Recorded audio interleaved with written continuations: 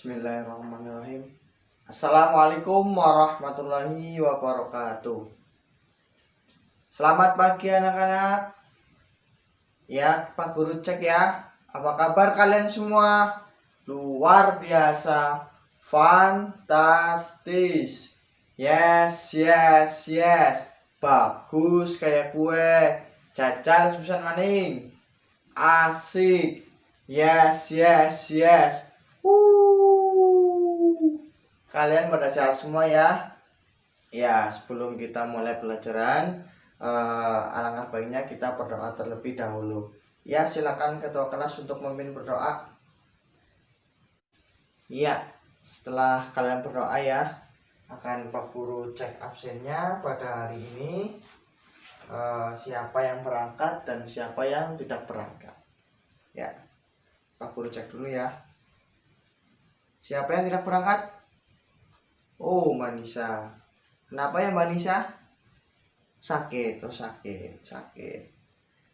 Ya, berarti hari ini yang tidak berangkat adalah Manisa karena sakit. Ya, nanti Mbak Wening ketua kelas setelah pulang sekolah bersama Mbak Nur, Mbak Kesa, tolong jenguk Manisa ya yang sedang sakit, dan untuk mewakili teman-teman menjenguk Manisa ya, untuk mewujudkan rasa saling menghargai dan saling mencintai antara teman satu dan teman yang lain, menjenguk.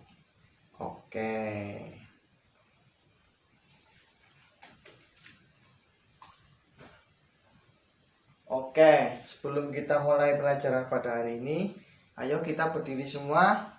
Kita akan menyanyikan lagu Indonesia Raya untuk mewujudkan rasa nasionalisme kita terhadap Negara Kesatuan Republik Indonesia. Yuk, semua berdiri yuk.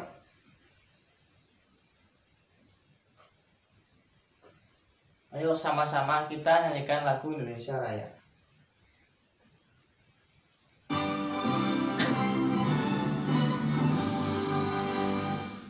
Indonesia tanah airku, tanah tumpah darahku. Di sanalah aku berdiri, jadi pandu ibuku.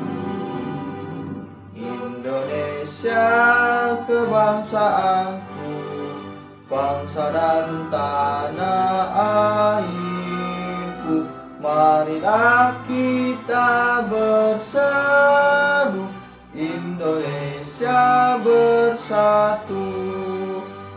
Hiduplah tanahku, hiduplah negeriku, bangsaku, rakyatku semuanya. Bangunlah jiwanya, bangunlah badannya untuk Indonesia Raya. Indonesia Raya, merdeka, merdeka, tanahku, negeriku yang ku cinta.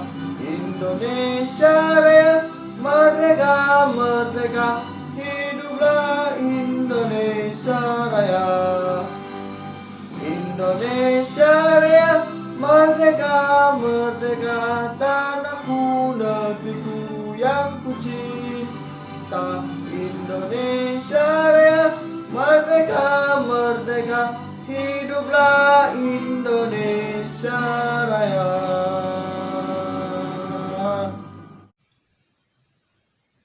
Ya, terima kasih sekali kalian telah menyanyikan lagu Indonesia Raya. Lain kali ya, kalian pada saat menyanyikan lagu Indonesia Raya harus berdiri tegap, sikap siap, dan menghayati lagu kebangsaan Indonesia Raya. Oke, untuk pada tema pada hari ini kita akan belajar tentang tema 4. Tema 4.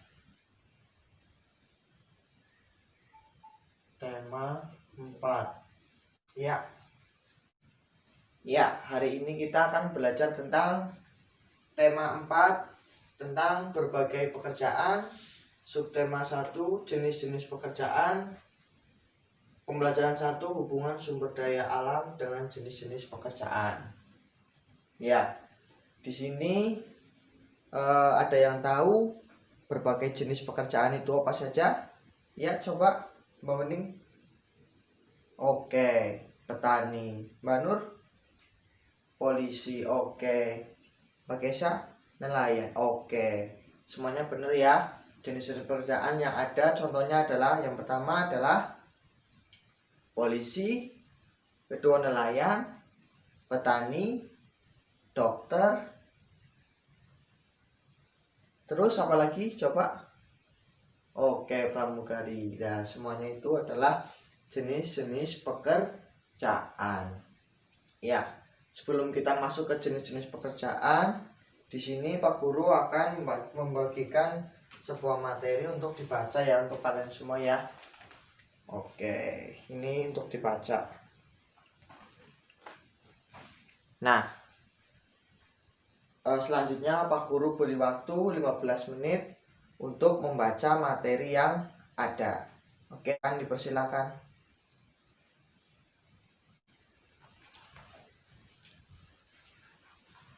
Oke, kalian sudah selesai membaca ya? Oke, sudah. Jadi pada bacaan tersebut adalah tentang hubungan sumber daya alam dengan jenis-jenis pekerjaan. Nah, sekarang Pak Guru akan jelaskan bahwa jenis-jenis pekerjaan itu tidak lepas dari antara sumber daya alam. Jadi, pekerjaan itu terkait dengan sumber daya alam yang ada di negara kita Indonesia. Ya, yang pertama di paragraf pertama adalah dijelaskan bahwa sumber daya alam itu berpengaruh pada jenis pekerjaan dan kebiasaan pekerjaan yang dilakukan masyarakat sekitarnya. Contohnya adalah yang pertama ya, Indonesia kan memiliki daerah ya seperti dataran tinggi, dataran rendah, dan perairan lautan. Nah, semuanya itu orang yang hidup di sana itu bermata pencaharian yang berbeda-beda ya. Terus pada paragraf kedua jelaskan bahwa dataran tinggi yang memiliki ketinggian di antara 600 meter di atas permukaan air laut. Nah, itu namanya dataran tinggi. Ciri-cirinya adalah udaranya sejuk, dingin, terus banyak pohon-pohon, terus di sekitar pegunungan. Nah, itu merupakan ciri-ciri dari dataran tinggi.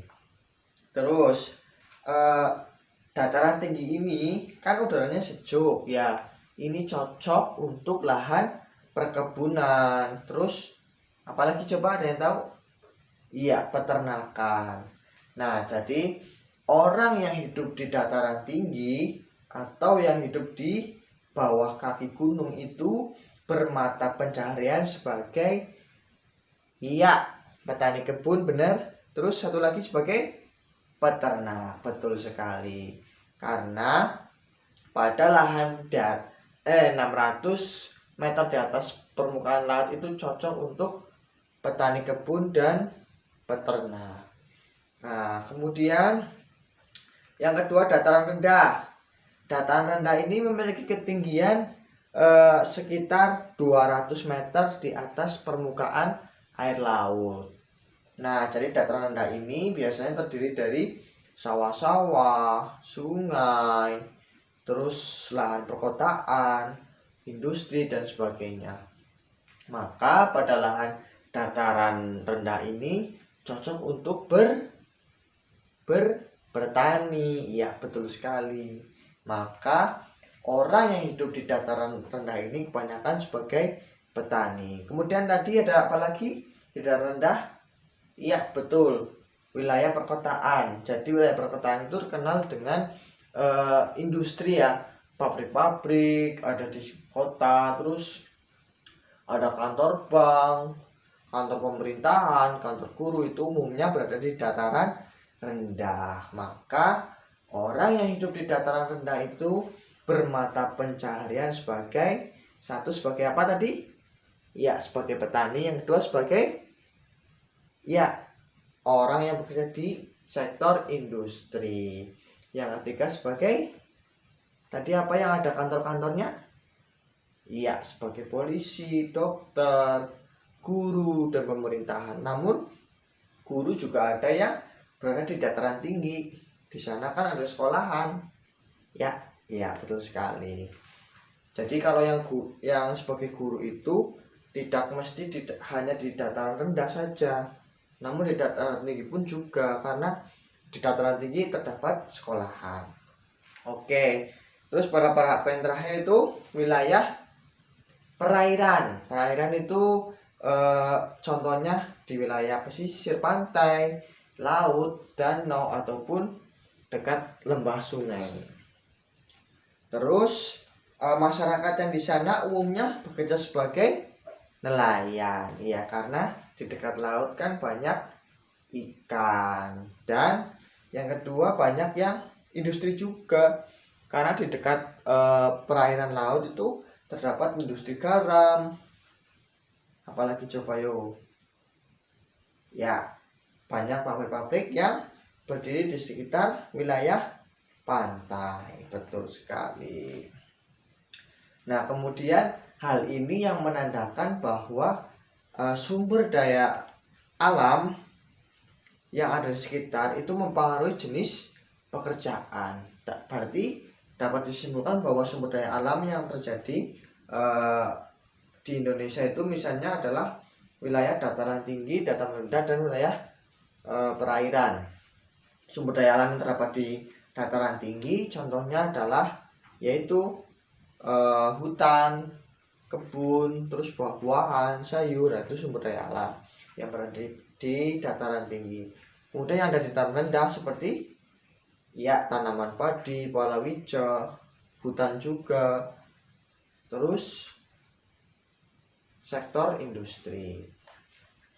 Terus kalau di laut itu sumber daya alam terdapat ikan, batu bara, dan garam. Oke, betul sekali. Ya, kemudian setelah kalian membaca teks yang ada di atas terkait materi pembelajaran IPS, coba kalian kerjakan soal di bawahnya itu. Ya, 5 soal, silakan untuk dikerjakan.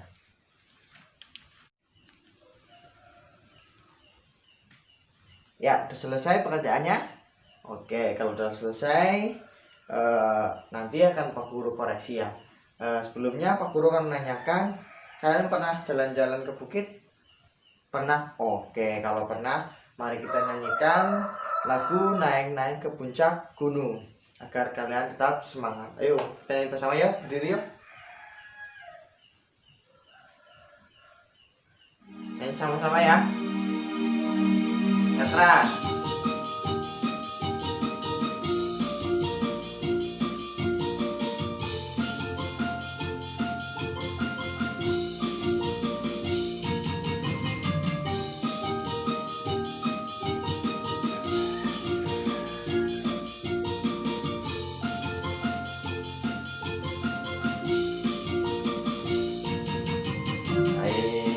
Naik ke puncak gunung, tinggi-tinggi sekali. Naik ke puncak gunung, tinggi-tinggi sekali. Kiri kanan kulihat saja banyak pohon cemara. Kiri kanan kulihat saja banyak pohon cemara.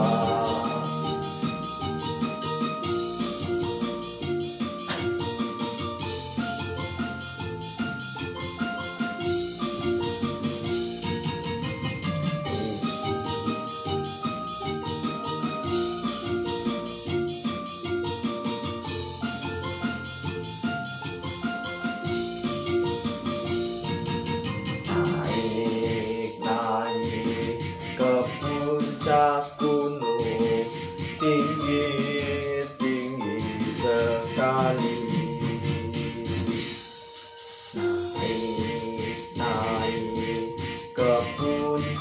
gunung tinggi-tinggi sekali. Kiri kanan kulihat saja banyak pohon cemara. Kiri kanan kulihat saja banyak pohon cemara.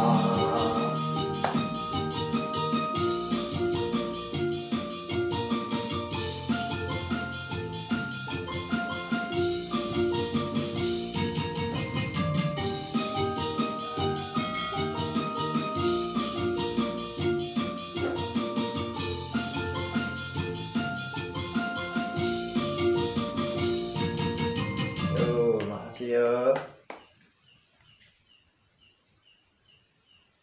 Ya, silakan kalian duduk kembali ya. Ya, setelah menyanyikan lagu Naik-Naik Puncak Gunung, kalian bisa mengerti ya dan mengamati bahwa dataran tinggi itu berasa sejuk. Oke.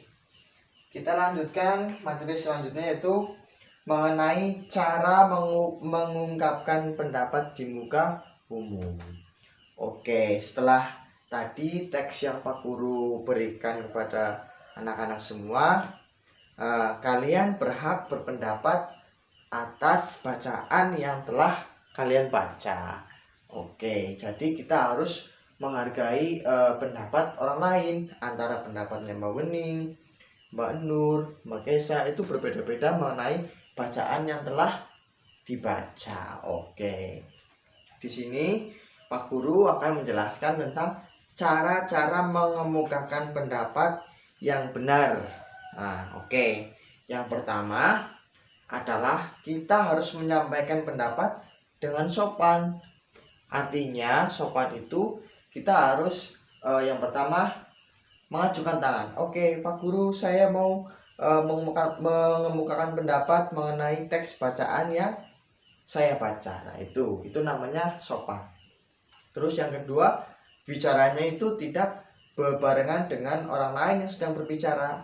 Artinya kita harus menunggu dulu teman yang berbicara sampai selesai baru kita mengungkapkan pendapat. Oke.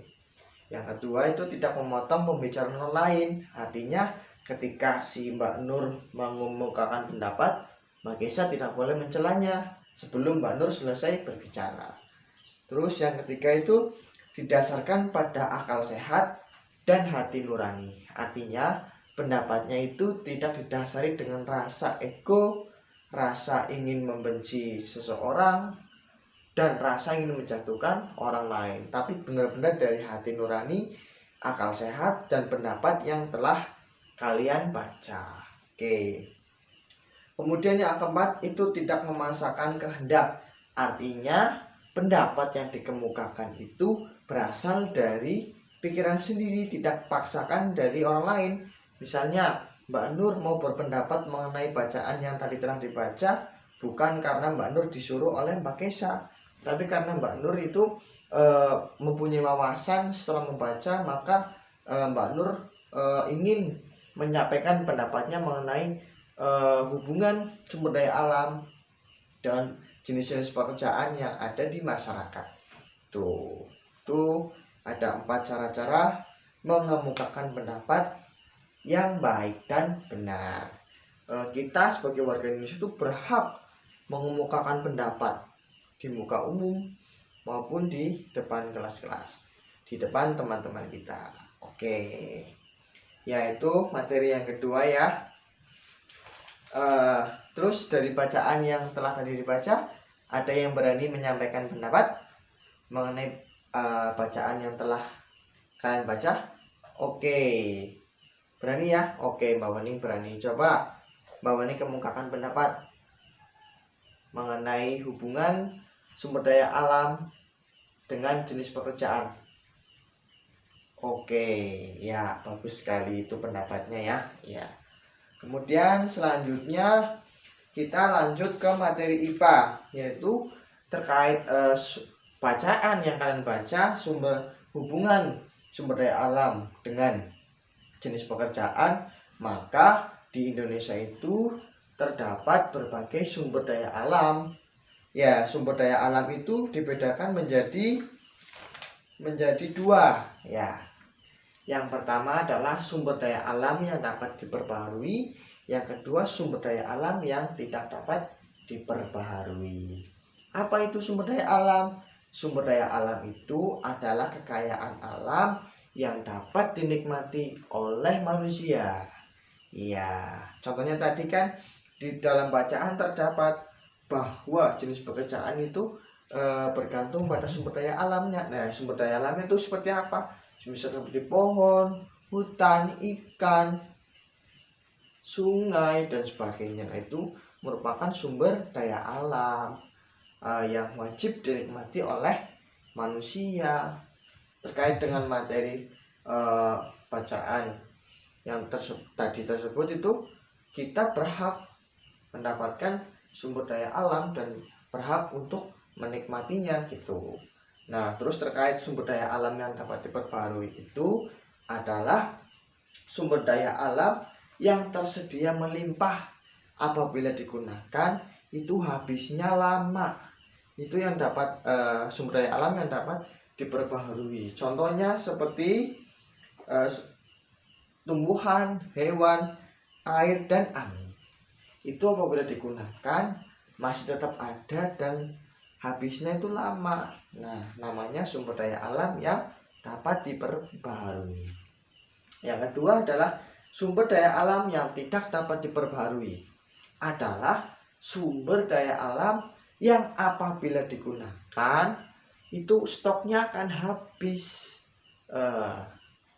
Sumber daya alam itu akan ada lagi setelah mengalami proses pembaharuan yang cukup lama. Nah, itu yang dinamakan sumber daya alam yang tidak dapat diperbaharui. Ya, contohnya adalah emas, perak, batu bara, dan minyak bumi. Ya, ini yang cewek-cewek pakai perhiasan enggak?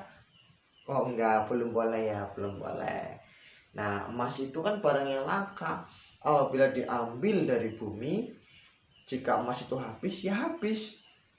Terbentuknya emas kembali itu membutuhkan proses yang lama. Nah, itu namanya sumber daya alam yang tidak dapat diperbaharui. Nah, maka untuk menjaga keseimbangan alam terkait sumber daya alam, maka kita wajib menjaganya.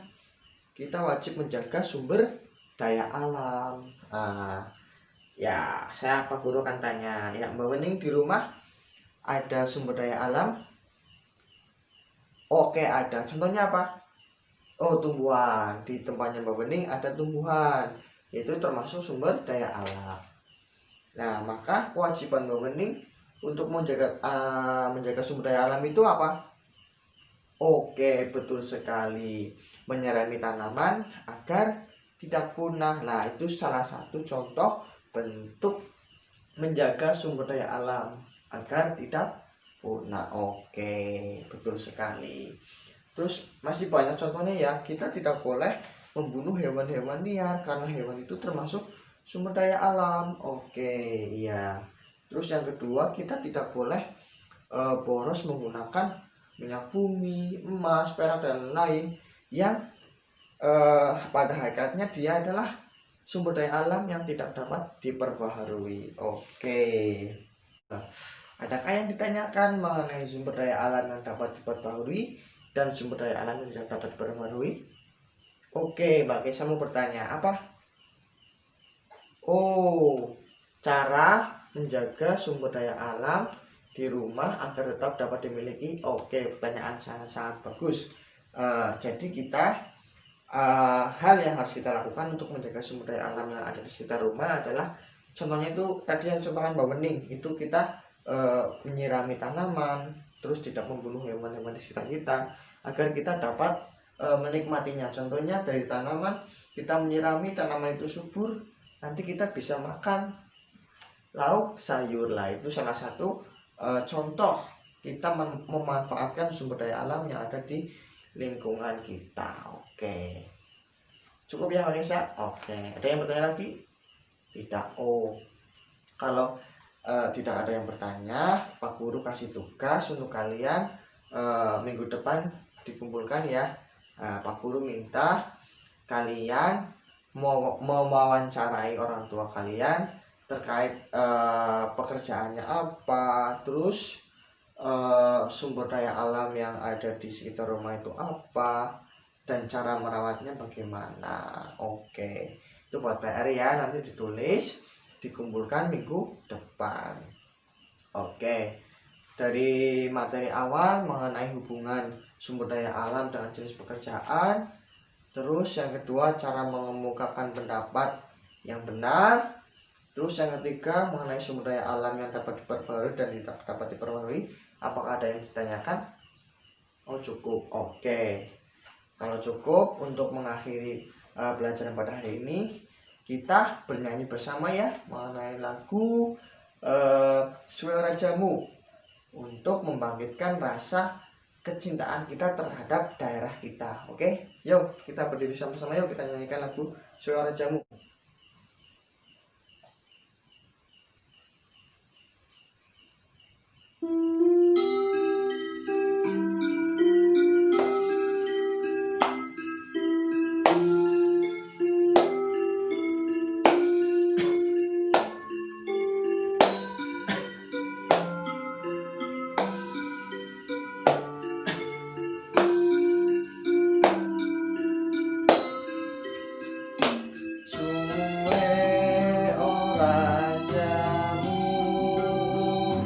Jamu godhong telon, suwe ora ketemu pisan gawe gelo.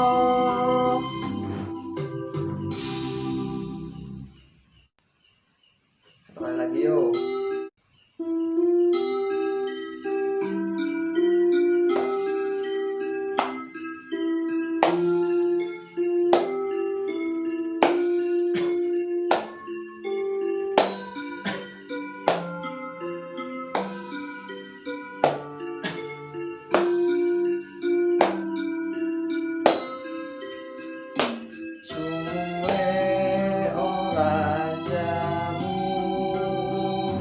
Jamu godhong telon, suwe ora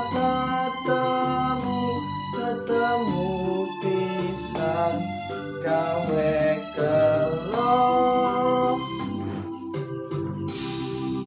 Ya, silakan kalian duduk kembali dan kemas-kemas ya, persiapan pulang. Oke, sebelum kita akhiri, mari kita bacakan hamdalah bersama-sama. Alhamdulillahirabbil alamin. Oke, ketua kelas silakan disiapkan untuk pulang. Oke, apabila banyak kesalahan pada hari ini, Pak Guru minta maaf yang sebesar-besarnya. Wassalamualaikum warahmatullahi wabarakatuh.